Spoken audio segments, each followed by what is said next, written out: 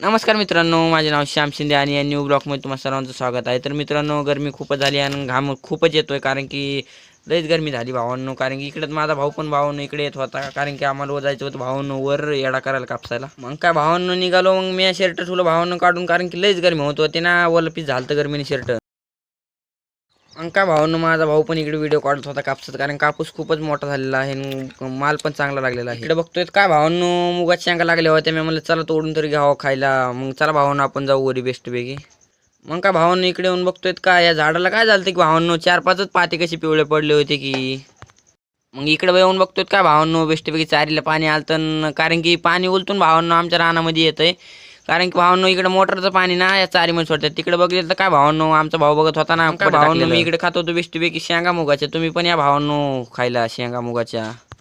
तर भावांनो हे आहे आमच्यावाला कापूस आणि तुम्ही नक्की मला कॉमेंटमध्ये सांगा की आमच्यावाला कापूस कसा आहे आणि कसं नाही भावांनो. कारण की भावांनो कापसाला माल पण खूपच छान लागलेला आहे.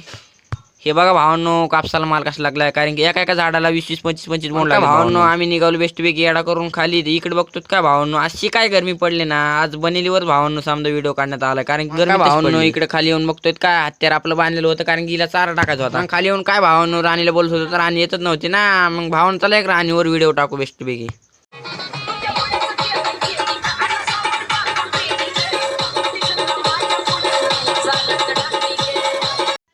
मग काय भावांनो इकडे येऊन बघितलं काय कुक्कुटपालनामध्ये बेस्टपैकी कोंबड्या पण चरत होत्या ना. आणि तिकडे बघितलं काय भावांनो माझे वडील चारा टाकीत होते ना कोंबड्यांना. बेस्टपैकी गवत खात्यात ना कोंबड्या.